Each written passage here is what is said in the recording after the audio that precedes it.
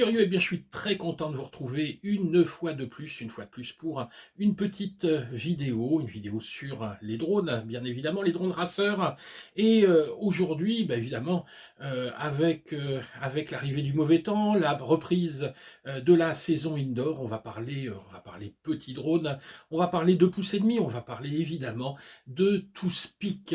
La vidéo précédente était une vidéo sur le Tyro 69, alors une machine vraiment, moi que j'ai trouvé vraiment extraordinaire, et j'ai voulu faire une comparaison avec un autre modèle, cette fois-ci, un modèle BNF que j'ai pris directement avec le récepteur, donc qui arrive quasiment prêt à voler. Le voilà, c'est le Happy Model Larva X.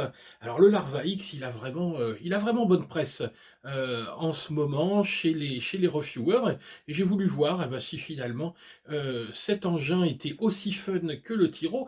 Il est un petit peu plus cher, hein, il est dans les 100 euros, mais il arrive, il est tout monté, vous n'avez rien à faire, hein. Donc voilà, c'est le dilemme qu'on va essayer de résoudre aujourd'hui. Un Tyro pas cher, mais à monter avec du matériel qui, à la longue, risque d'être un petit peu fragile, mais une brutasse de chez Brutasse, ou un TwoSpeak en BNF avec des specs peut-être un petit peu plus intéressantes, avec du matériel un petit peu plus premium, mais est-ce qu'on aura le grand frisson? Donc, suivez cette vidéo où on va ouvrir ensemble le Larva X de chez Happy Model. On essaiera de le configurer ensemble, on regardera Betaflight, et puis surtout, je vous emmènerai voler. Quand? Je ne sais pas, c'est le grand mystère, étant donné la météo actuelle. Dès qu'il y aura une fenêtre de vol, j'irai le mettre en l'air, et puis on essaiera de faire une petite comparaison.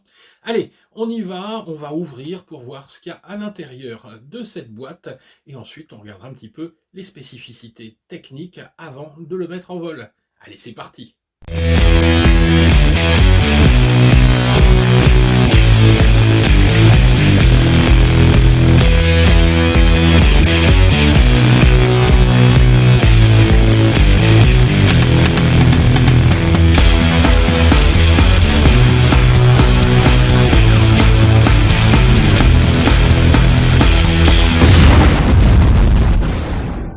Allez, on est parti pour le déballage de ce Larva X de chez Happy Model. Alors une toute petite boîte, hein, très très simple. D'ailleurs, elle arrive sans aucune protection directement dans un plastique et un peu d'adhésif.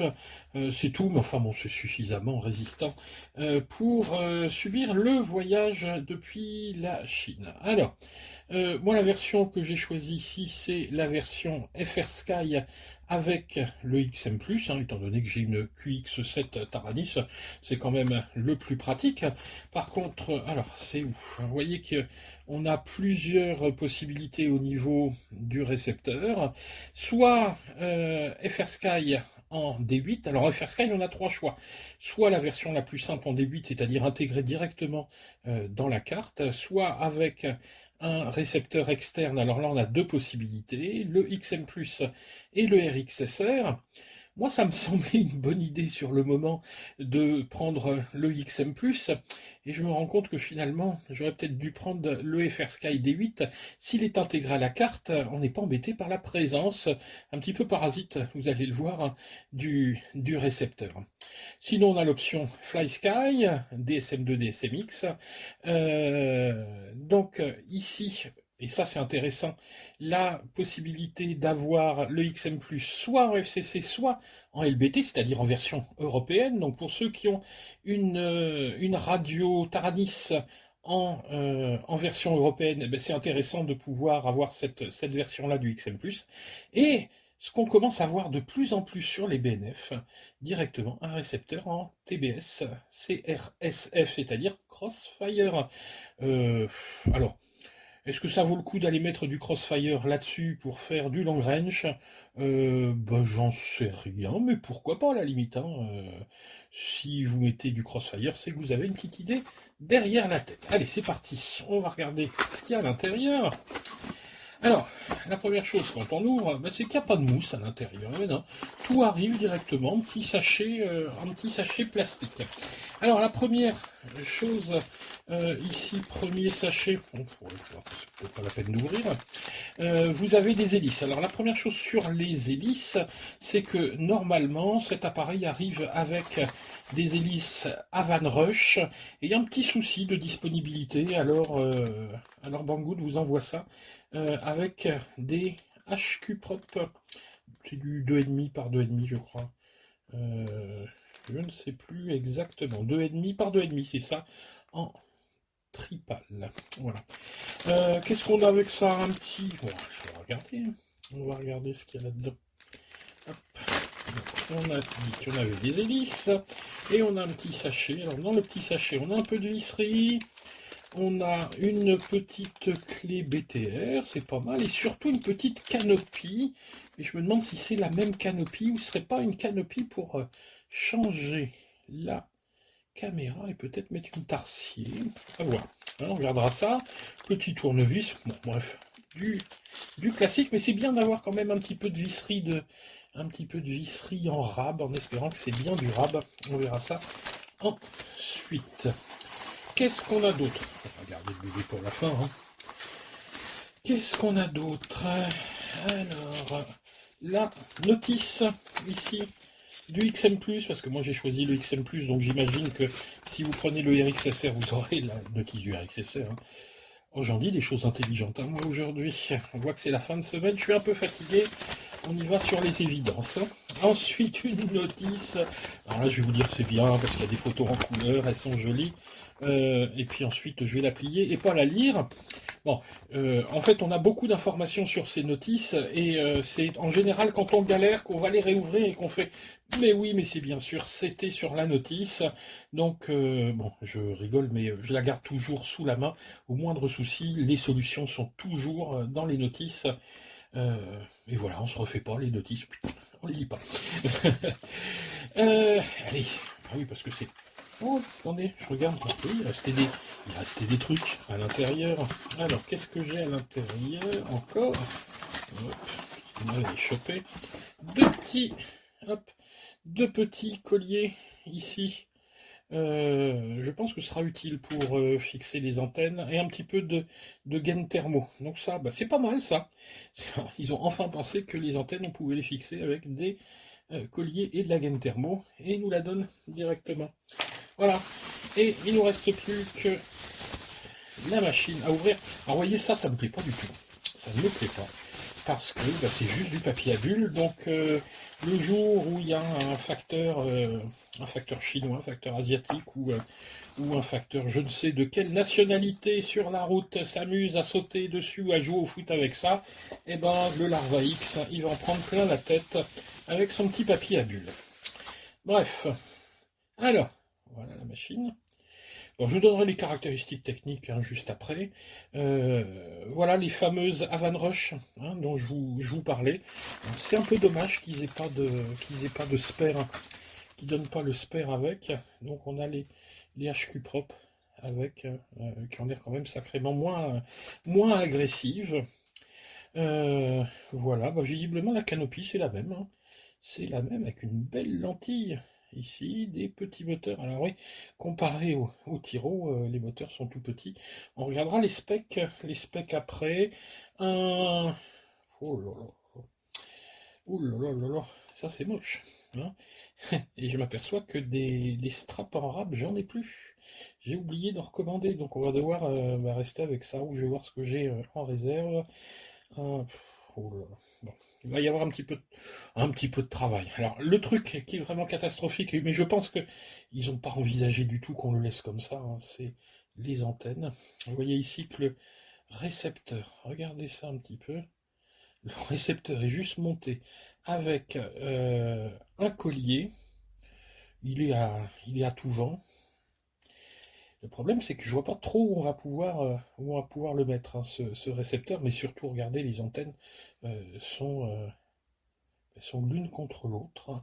Donc ça, je vais refaire ça. Je vous montre ça après. Je vais le reprendre. De toute façon, je vais le paramétrer. Et puis on va reprendre justement le paramétrage ensemble. Et puis je vais vous montrer un petit peu ce que ça donne ensuite. Et ainsi que toutes les spécificités techniques qu'on va détailler ensemble. Donc voilà pour le déballage. Voilà pour ce qu'il y a dans la boîte. On va s'intéresser maintenant à ce qu'il y a dans la bête. Allez, c'est parti pour la revue technique. Voilà, on se retrouve maintenant pour la revue technique. On va regarder un petit peu ce qu'il y a dans le ventre de ce petit animal. Tout d'abord, la première chose par rapport à tout à l'heure, quelques petites modifications dont je vous parlais lors du unboxing. Donc, la chose à mon sens la plus importante à faire, il n'y a pas beaucoup de modifications à faire sur cet appareil, mais c'est le passage des antennes. Alors, il prévoit deux colliers Colson avec un peu de gain thermo. En fait, j'ai fait un premier essai tout d'abord, et puis c'était pas terrible. Alors j'ai recommencé. En fait, le dilemme, ça a été le choix de l'endroit où passaient les antennes. Moi, au départ, je voulais les faire partir de la canopie de chaque côté, le passage était quand même pas très pratique avec les hélices, vous voyez, qui s'approchent très près de la stack. Donc j'ai pas eu trop le choix que de les faire passer par le dessous et de les faire partir. Alors toujours, hein, pour ceux qui me suivent systématiquement, vous voyez que mes antennes sont à angle droit. Hein, j'insiste sur le fait qu'il faut que ces deux antennes du Diversity du récepteur soient bien angle droit si vous voulez, si vous voulez que votre Diversity vous sert à quelque chose. Si vous mettez les deux antennes dans la même direction, c'est comme s'il n'y avait qu'une seule antenne. Donc vraiment, le seul intérêt, c'est toujours avoir à 90 degrés vos deux antennes. Le récepteur, bon, finalement, je l'ai laissé à l'endroit où il était. Hein. J'y ai pas touché. C'est pas super, mais j'ai rien trouvé de mieux. Peut-être qu'on peut le glisser là-dessous façon Egg 130 sous l'antidérapant, parce qu'il y a une petite cache là-dessous. Donc à terme, il passera peut-être, je démonterai peut-être complètement la stack pour venir le glisser là-dessous. Mais bon, on verra, hein, on verra ce que ça donne, mais c'est une possibilité. Autre modification, parce que là vraiment c'était juste pas possible, la sangle, finalement en farfouillant dans mes affaires, j'ai retrouvé une petite sangle E-Flite, c'est ma dernière, en plus celle-là elle a déjà été utilisée, je vais en recommander, et pareil, l'espèce, c'était même pas un antidérapant, l'espèce de mousse qui était là, je l'ai viré, et... et voilà, j'ai mis donc cet antidérapant à la place. Donc voilà les seules vraiment petites modifications qu'on a à faire sur cet appareil, sinon tout est installé. Alors, on va regarder un petit peu les caractéristiques techniques. D'abord, vous voyez par rapport à ma main, c'est quand même pas un appareil très grand. On a ici un anthrax qui est de 100 mm, c'est-à-dire de 10 cm. Oui, hein, si vous savez faire les conversions, 100 mm. Donc ça le place vraiment dans la catégorie de pouces et demi. Hein. On est au-dessus de la taille d'un Tiny, mais on a vraiment quelque chose d'ultra léger. On est à 50 grammes sur cet appareil, avec une rigidité, on va dire moyenne. Hein. C'est assez rigide, mais c'est pas, j'y vais pas fort. Hein. Honnêtement, je suis à peu près certain que si j'y vais comme une brutasse, je casse, hein, je casse la frame. Donc, 100 mm pour 50 grammes sans batterie. Pour comparaison, le Tiro 69, lui, fait 47 entre 47 et 48 grammes, 47,9 je crois, selon les données techniques. Alors les moteurs, et c'est là où vraiment on va, on va avoir une grosse différence ici avec les moteurs du Tiro. On est ici sur des moteurs bien plus petits. On est sur... Alors attendez, je vais essayer de faire un zoom correct. Voilà. On est sur du 11 11,03 pour 7000 de kV. Donc là, on est vraiment dans ce qui se fait habituellement sur les TwoSpeak. J'aurais tendance à dire c'est au niveau du Tiro 69 où ils ont vraiment exagéré, où ils ont mis des moteurs de fou. Là, vous voyez que les moteurs comparés à ceux du Tiro sont tout petits. On est à 7000 de kV alors qu'on avait 8006 sur le Tiro et on avait des 11,04.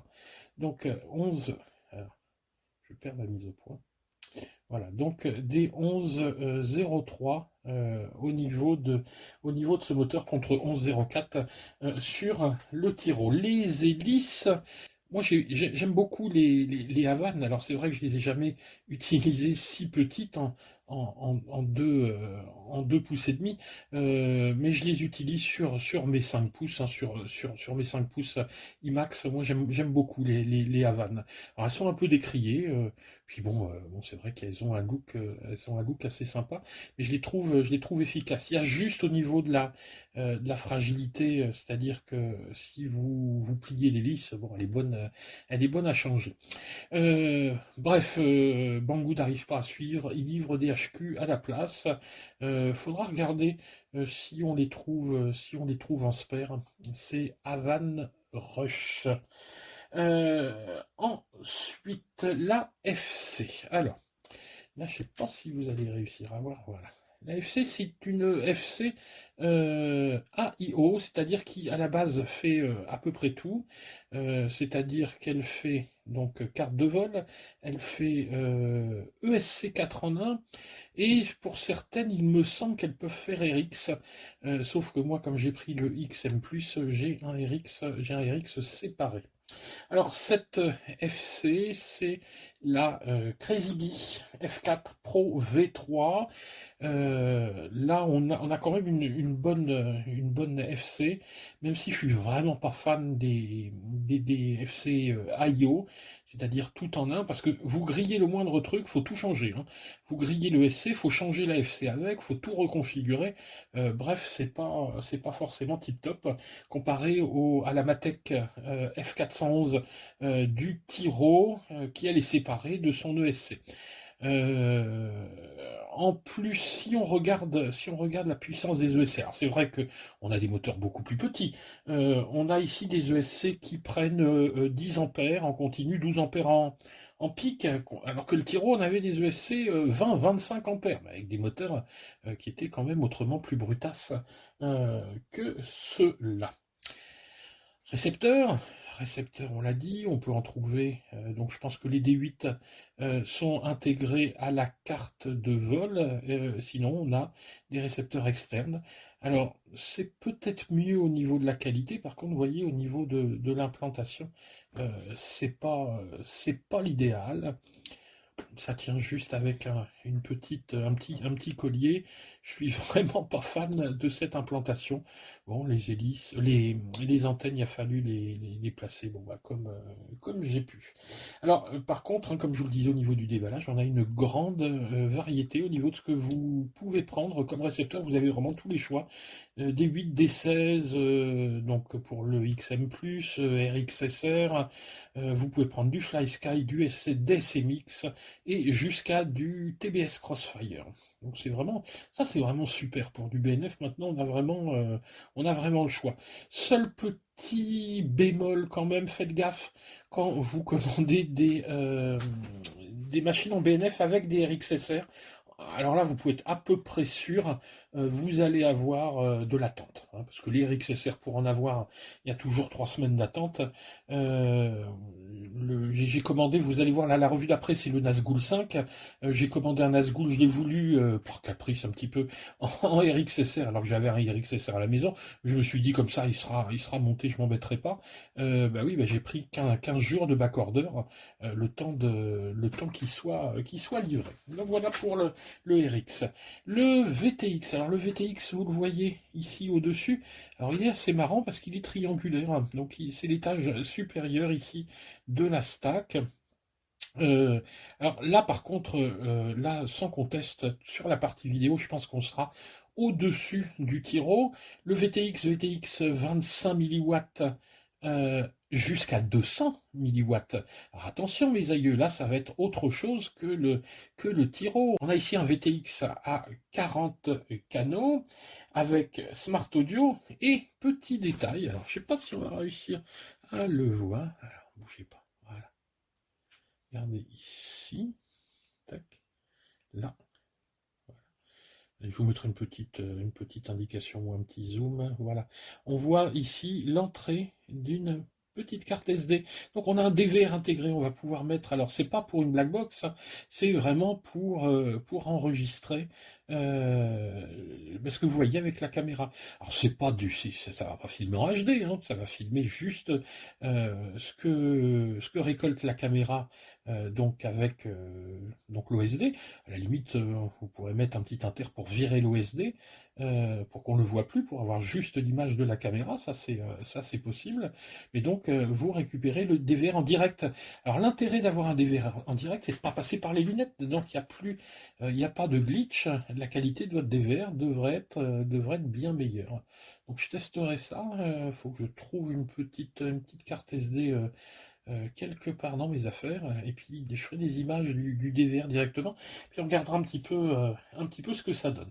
La caméra, enfin, alors moi, j'attends de voir, j'ai pas encore volé avec cet appareil, mais regardez un petit peu cette lentille, elle est vraiment de grande taille.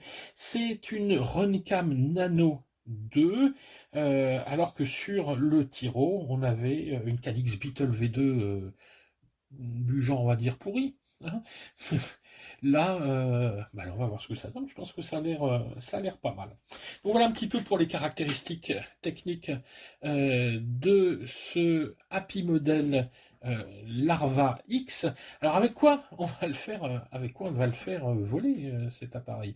Alors je vous l'ai dit, il supporte 2S, 3S. L'AFC est censé supporter du 4S, les moteurs aussi, mais vous le ferez si vous avez envie, moi je le ferai pas, hein. Moi je le sens vraiment pas. Bon, les utilisateurs l'ont utilisé en 2S, 3S, c'est nettement suffisant, je vois pas l'intérêt d'aller le pousser en 4S, ça n'a pas l'air fait, hein, fait pour des petits moteurs comme ça.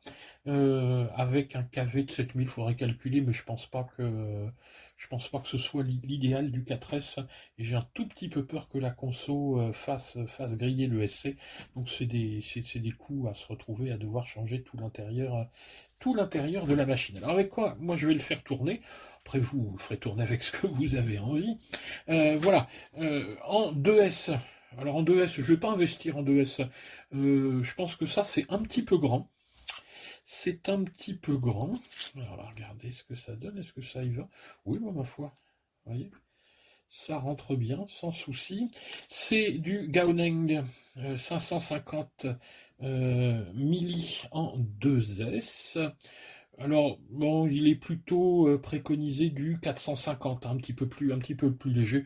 Je pense qu'il n'y aura pas de problème en 2S juste pour s'amuser dans le jardin. Alors, seul petit défaut sur ces Gaoneng, moi, vous voyez, c'est que la prise, c'est une prise JST rouge, ici. Donc il faudra j'ai un petit adaptateur, hein, tout simplement.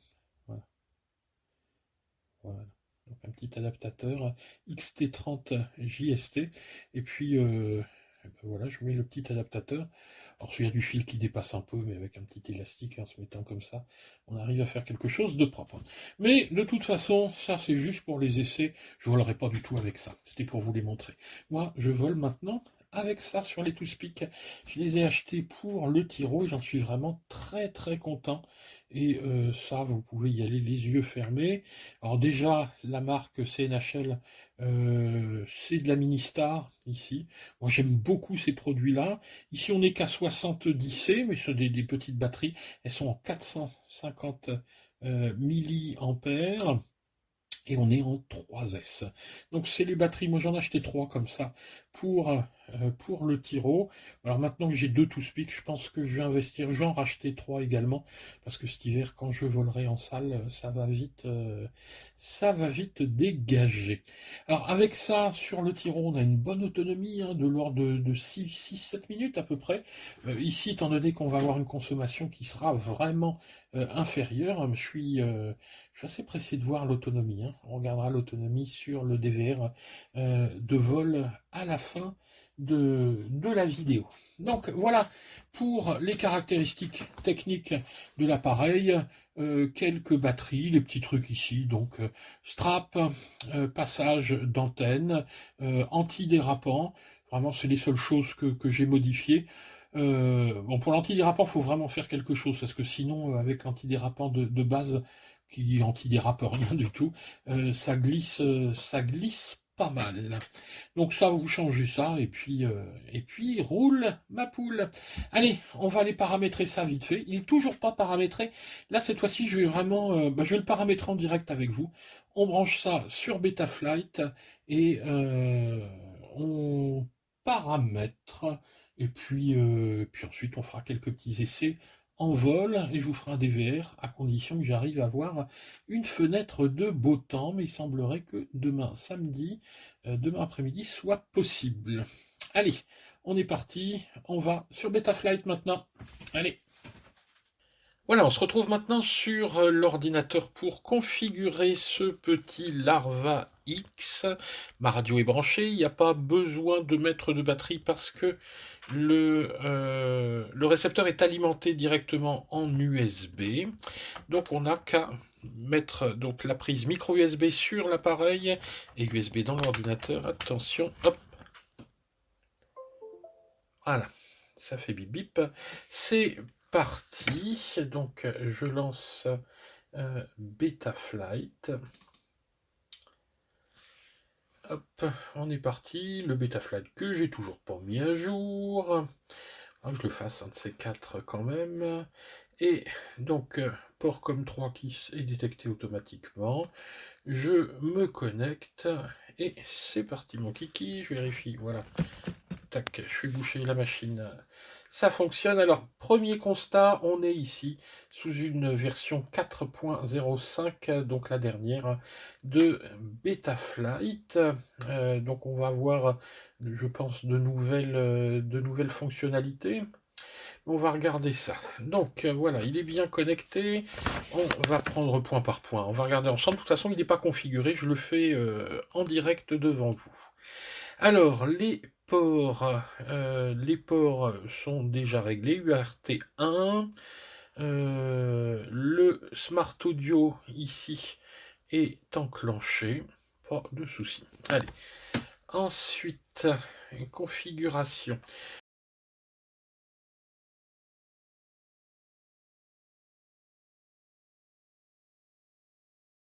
Des shots 600, on touche à rien. 8K, 8K. Alors, toujours vérifier la charge CPU. Et là, eh ben oui, je constate que c'est quand même... on est limite.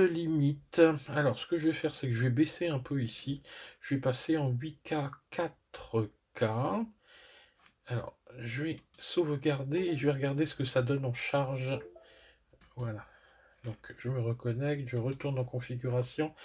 Donc je suis en 8K 4K, je regarde ma charge CPU, vous voyez, elle est descendue là aux alentours de 17-18, c'est parfait, on va rester comme ça. Donc ici il n'y a rien, le récepteur est déjà installé, donc RX série, Spexat et S-Bus en ce qui me concerne. Donc je vous rappelle, hein, si vous êtes en FlySky, vous mettrez ici en ibus. Ensuite OSD, d'accord, bon alors ça je laisse. Alors voilà, ici on n'a pas de beeper sur l'appareil de base, donc je vais activer ici le beacon, c'est-à-dire les beepers avec les petits bips des moteurs, hein, des ESC. Configuration, là je touche à rien. Bon voilà, donc il n'y avait pas grand chose. Ici je vérifie.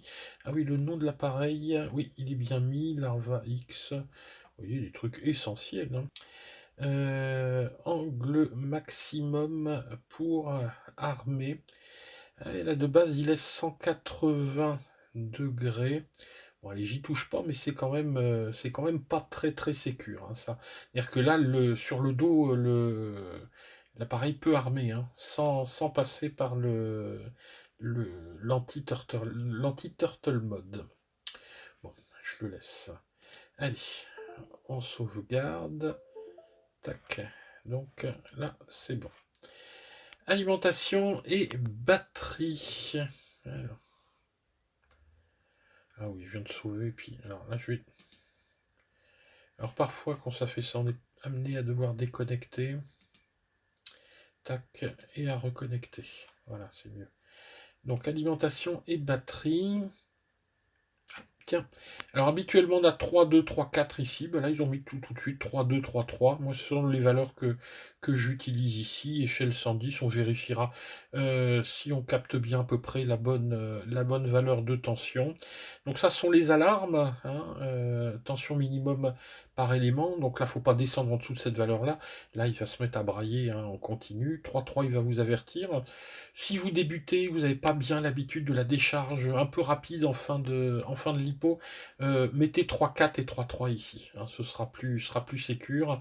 Il gueulera plus tôt, vous poserez, puis il n'y aura pas de souci avec vos lipos. Sinon, quand on commence, on a tendance à aller loin, ça se met à brailler, et puis on ramène pas tout de suite, et puis on décharge trop les lipos. Parfois, on peut avoir des soucis. Fail safe, c'est bon, il est réglé pour tomber. Hein. Voilà, si on perd le RX, bah, il tombe. Réglage des PIDs. Alors, qu'est-ce qu'on a là-dedans? Moi, je modifie cette valeur ici. Parce que j'aime bien que ça penche un petit peu plus quand je vole en stab. Parce que dans le jardin, bah, je vole en stab. Hein, moi, j'ai pas honte de le dire. Parce que quand je vole vite, des fois je me laisse un peu embarquer en accro. Puis moi j'ai beaucoup d'arbres, donc je peux vraiment pas faire beaucoup de figures dans le jardin. Les rates. Alors je regarde un petit peu les PIDs. Alors, ce sont les PIDs de base sur Betaflight 4. Radio inactive. Ah, il y a Morissette qui est pas cool. Stabilisation sans limite. Donc je bouge ma radio parce que vous voyez, elle me rappelle à l'ordre. Les pits de base sur Betaflight 4 visiblement sont pas mal. Donc je laisse comme ça, puis on verra ensuite. Moi les rates, je n'y touche pas, je touche juste aux super rates. En général, je vole à 0,80, 81. Voilà, je vais monter un petit peu plus. Ouais, 83 pour 1060, ouais, c'est bien. C'est les valeurs que j'utilise habituellement. Donc on va mettre 83. Tac, 1060, c'est bien. Allez. Tac. Allez, encore un petit peu. Allez, mon coco. Tac. Ouais, on va mettre 82. Ouais, c'est bien. Un petit peu d'expo 0,10, ça suffit. C'est bien. Là, je ne touche à rien. Parce que j'y connais pas grand chose. Voilà, alors ça c'est mes réglages à moi. J'aime bien que ce soit un petit peu sec. Certains vont même jusqu'à voler jusqu'à 1200. Hein. Bon. Donc je sauvegarde ici ces valeurs-là, mais les valeurs de base de PIDs, hein, j'ai pas touché. Alors, récepteur. Récepteur. Tiens, pourquoi ça marche pas? Tout à l'heure ça marchait ce truc-là. C'est bizarre. Bon, vous voyez, je disais que le récepteur devait être alimenté par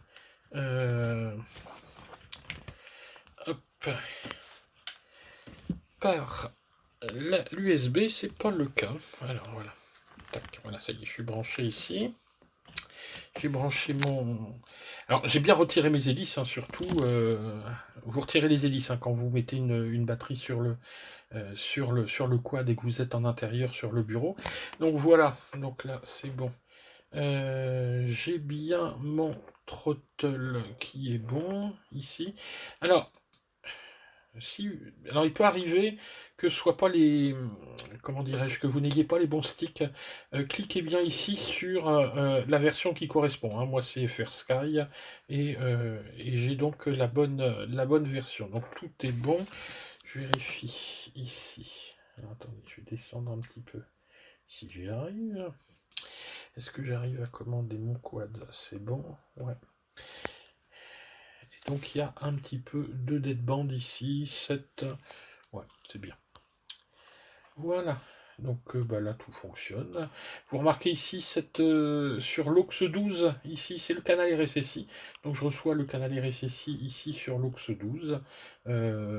Donc je saurai la valeur de mon émission, de ma réception, pardon, au niveau du récepteur. Ensuite on passe sur les modes. Alors, mode, je vais retirer quand même ma batterie, je suis jamais très à l'aise avec ça. Hop, voilà. Donc là, j'ai plus de batterie. De toute façon, c'est protégé, hein, dès que vous êtes branché en USB, ça peut pas s'armer. Mais moi, je préfère multiplier les sécurités. Alors, l'armement, donc sur mon premier auxiliaire. Alors moi, je vous donne un petit truc. Vous mettez en automatique, tac, et vous bougez tout simplement l'interrupteur qui vous intéresse. Regardez. Et tac, et là il choisit, voilà, le bon interrupteur. Ça c'est l'interrupteur pour armer. Moi je veux qu'il soit armé, c'est un interrupteur 3 positions, qu'il soit armé sur la position centrale, et si je continue, vous voyez, c'est désarmé. Tac, voilà. Ensuite, alors j'enregistrerai à la fin. En mode stabilisé avec angle maximum, c'est-à-dire un mode stabilisé où je ne peux pas me retourner, je ne peux pas faire de loop, hein, ou de roll, de flip ou de roll. Donc je vais ajouter ici une plage, et donc alors que je ne dise pas de bêtises, voilà.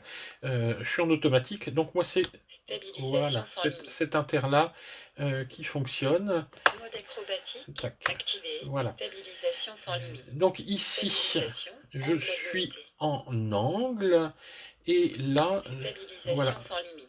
Tac. Et ici, je vais être en horizon, et ici, rien du tout, donc je serai en accro. Alors pour cela, évidemment, il faut que j'enregistre pour que ça fonctionne. Stabilisation voilà. Sans limite. Stabilisation, angle limité. Hop. Alors. Stabilisation sans limite. J'ai dit des bêtises, voilà. En fait, je veux que ce soit comme ça. Stabilisation, angle limité. Et j'enregistre. Voilà. Donc, mon inter en haut, je suis en angle. Mon inter au milieu, je suis en horizon. Mon inter en bas, je suis activé. Voilà, je suis en mode acrobatique. Hein, elle le dit, la dame de la radio dit mode acrobatique activé. Beeper. Beeper, beeper, beeper.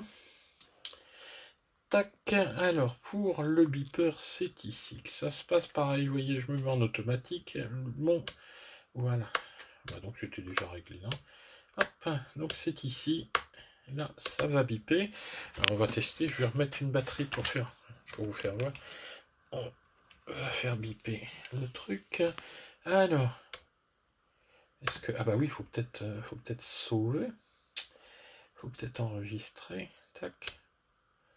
Alors, pourquoi ça marche pas? Qu'est-ce que j'ai fabriqué? Stabilisation sans limite. Stabilisation, angle limité. Il y a quelque chose qui ne marche pas. Ah bah oui. On va se remettre en automatique. Tiens. Tiens. J'aurais bien un petit souci ici. Je vérifie mon récepteur.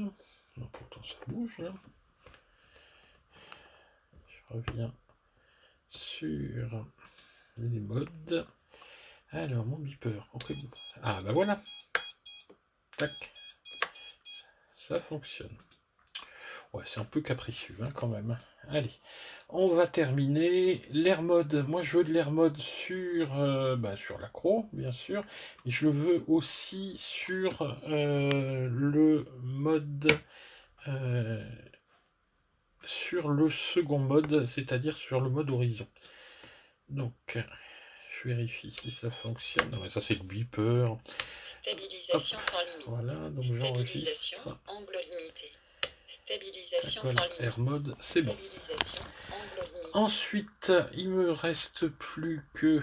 Qu'est-ce que j'ai encore à faire? Ah oui, le flip over after crash, c'est-à-dire l'anti-turtle. Je rajoute ici, je tape rajouter une plage. Je suis en automatique. Alors moi, je vais mettre en automatique.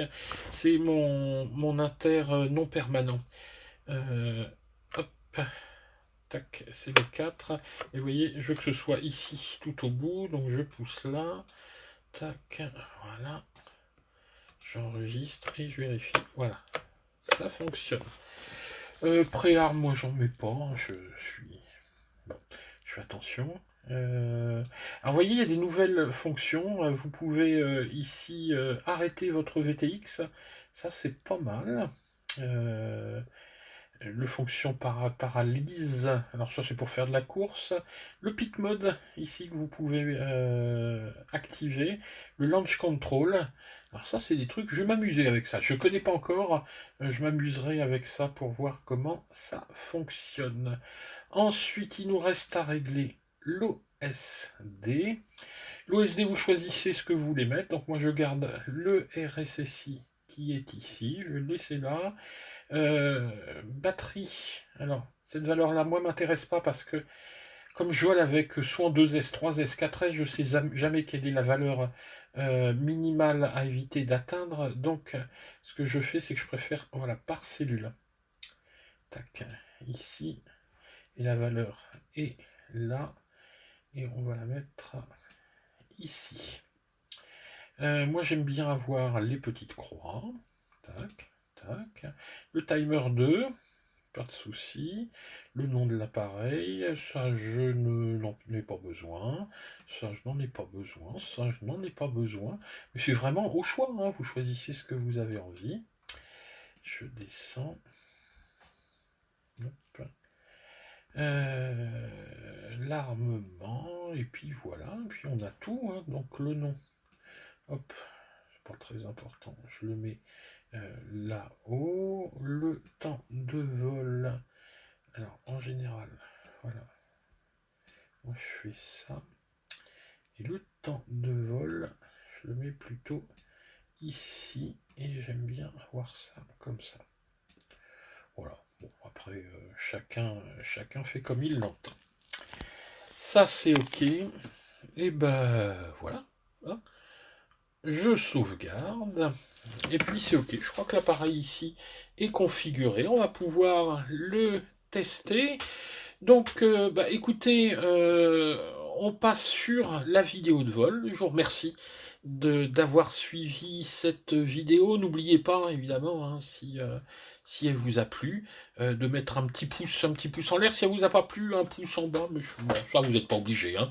Et puis surtout, n'oubliez pas, hein, on vous met toujours, là je vais vous mettre les liens affiliés pour l'appareil, pour le matos qui va avec, pour les batteries. Si vous faites des courses, c'est gentil de temps en temps de passer par nos liens, ça nous aide un petit peu parce que la majorité du matériel on l'achète avec nos sous.